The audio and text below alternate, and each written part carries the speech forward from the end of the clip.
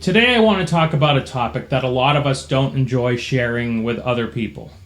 And this would be the topic of self-doubt or lack of confidence in oneself to accomplish a particular task. Areas that I know that I'm gifted and good at would be technology. I'm a musician. I enjoy doing video editing and audio editing.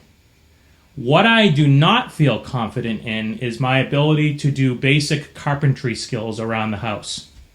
And every time something comes up where it's going to involve carpentry, my mind immediately goes, "Oh, I don't know how to do this. It's not going to work." And I think of all the possible worst case scenarios that you could possibly think of.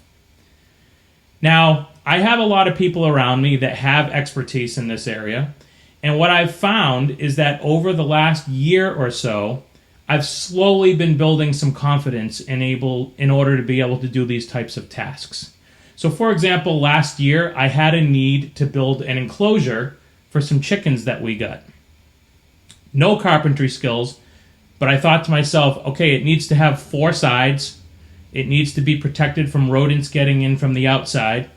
And long story short, working together with these people in my life that have this expertise, watching some YouTube videos, doing some Googling of things, I was able to build a 10 by 10 foot enclosure, complete with a roof, a lift open gate, a door to get in and out of the actual enclosure itself. I even expanded it because my confidence level went through the roof to have an enclosure where we can open it up and access the food and water right from our walkway without having to go into the entire enclosure. So I gained confidence there. Recently, that confidence helped me with a project that I needed to take care of in redoing my office space here. That project is right behind me over my shoulder. So I have this cabinet. It's like a bookcase that was here since we moved in. And inside this cabinet is a hole in the wall about this big. And coming out of that hole is an entire bundle of cables. And the reason why there's this huge bundle of cables in here is because when this house was built, the owners wanted every single room to be equipped with an outlet on the wall that had coax, telephone, Ethernet, etc.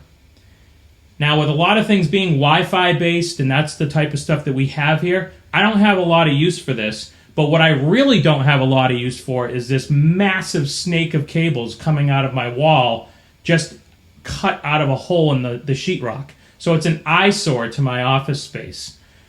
It's also where my router is. I have a couple smart hubs in here for smart devices that we have in the house. It's just stuff that I don't want to have to look at, and people don't necessarily need to see when they're looking in my office. So I recently decided I wanted to create a covering for this bookshelf. So I thought to myself, how am I going to do this? We threw around different ideas. Some people in my life, my circle in this area, said, why don't you just build a door? And I was like, how would I just build a door? Plywood? I don't want just like a big chunk of plywood on here. I want it to look a little finished. So I ended up going to the local home store and looking at cabinets that they had there to see if maybe they just sold a cabinet door. Well, they didn't just sell a cabinet door that fit the dimensions of what I needed here. Now, what I was able to do is determine that I needed to build a frame, and then inside that frame, I needed to have some kind of a cabinet grade material. So I found those particular products. Some of them I already had stuff here at the house, but I found those particular products, and I said, okay, in order to build a frame, it's got to be a square or a rectangle, which I know requires 90-degree angles in the corners.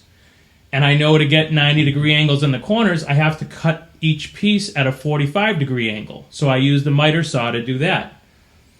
But what I'd like to share is that because I had some confidence, I was able to build, I'll get closer to the camera so you can see, but you can see I have really nice corners. I have a nice molding here to give it a little bit of a design. I got like a good cabinet grade board here inside the frame. And the problem I ran into is once this was done, I realized that I hadn't measured properly to account for hinges.